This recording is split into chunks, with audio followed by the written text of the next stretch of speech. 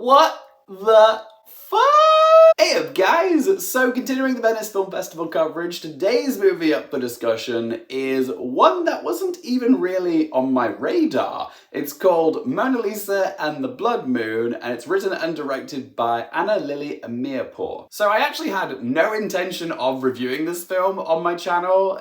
It wasn't really a priority for me, this movie, but after what I just witnessed in the cinema, watching this wonderfully weird film, I felt compelled to talk about it. That's the best thing about film festivals, is when you stumble across a great film, but by accident. You go into it with zero expectations, but end up having a total blast. It's always nice to be pleasantly surprised by something. But before we go any further, if you guys are enjoying my Venice Film Festival coverage, my reviews, please do help support the channel by hitting the subscribe button, also by hitting that like button, or by leaving me a comment in the comment section down below. It really does help for me to grow my channel. Alright, enough housekeeping, let's get back to the review. So the plot of Mona Lisa and the Blood Moon is set in modern day New Orleans and follows the journey of a 22-year-old Korean woman called Mona Lisa Lee, who's played in this film by Jeon Jong-seo, who you guys might recognize from Burning. She's been kept in a mental facility for adolescents since she was 10 years old. So she spent 12 years in a padded cell and straitjacket. But on the night of a supernaturally large full moon, Mona Lisa discovers she all of a sudden has telekinetic powers. She breaks out of the facility and goes on the run to New Orleans, where she befriends an exotic dancer slash single mother called Bonnie Bell, played by Kate Hudson, and her son, Charlie, played by Evan Whitten. They take her in, but in the meantime, a cop called Harold, who's played by Craig Robinson, is on the search for Mona Lisa. Guys, this movie is stupidly fun. It doesn't take itself too seriously. It's self-aware, but without being nudge nudge, wink wink. You know that moment in Hot Tub Time Machine where Craig Robinson's character says this priceless line? It must be some kind of hot tub time machine. Yes, it's the way he breaks the fourth wall that just cracks me up. Well, there's a scene in Mona Lisa where Craig Robinson's character opens a fortune cookie, pulls it out, and it reads, "Forget everything that you know." And I swear to God, I thought he was going to look at the camera in that moment. He doesn't, but he might as well have. This is essentially Amirpur telling her audience to sit back and enjoy the journey. The whole film is actually kinda pointless, but I say that positively. We only get crumbs of backstory on Mona Lisa, and there's no explanation offered as to where her powers came from. Is she a witch? Is she a demon? Some sort of voodoo high priestess? Can't tell you because Amirpur doesn't actually give us an answer, but it didn't bother me. Not when I was this entertained all the way through. The performances are all delicious. This is a wicked role for Jeon Jong-seo, who is mostly silent as our main character Mona Lisa, but she has our sympathy from the get-go because she's not vicious.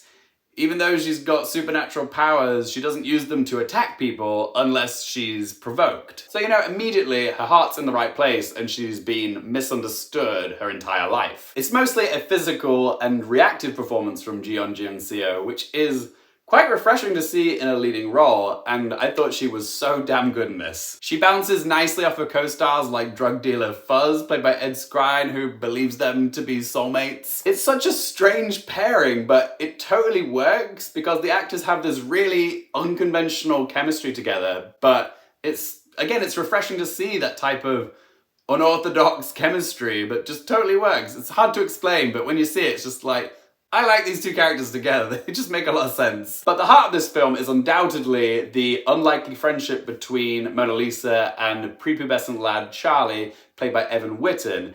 They're kind of both outsiders and they find this kinship within each other, which is really lovely and believable. Props to Evan Whitten, who plays Charlie. If you ask me, he is the MVP of this film. This is also my favorite Kate Hudson performance in years. I was having so much fun watching her as this scrappy stripper, Bonnie Bell. Weirdly, Kate Hudson chose to put on a New York accent instead of a New Orleans accent, which was a choice, but it totally works for this role. It kind of felt like she was channeling Ramona, you know, J-Lo's character from Hustlers, because she too is also using Mona Lisa to scam cheap clientele from the panty drop club where she works at. It was just such a great role for Kate Hudson. You could tell she was enjoying playing this part, and I enjoyed watching her. And of course, Craig Robinson only makes anything that he's in better. I can't not love that man. He gave us a great performance as well. Like I said before, there's not much in terms of plot, but Mona Lisa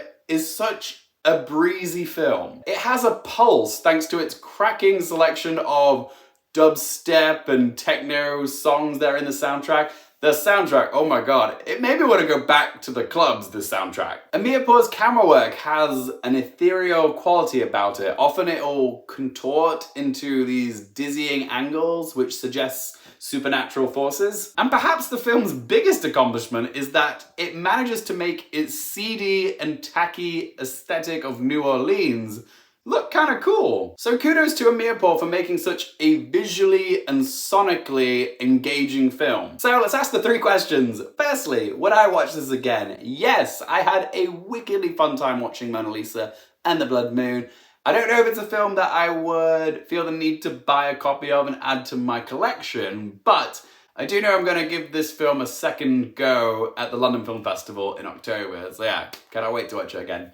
Question 2, do I recommend it for you guys? I recommend Mona Lisa and the Blood Moon to anybody that's looking for a fun, slightly wacky comedy with some supernatural elements. I'm trying to think of something that I can compare it to, but honestly, I'm struggling.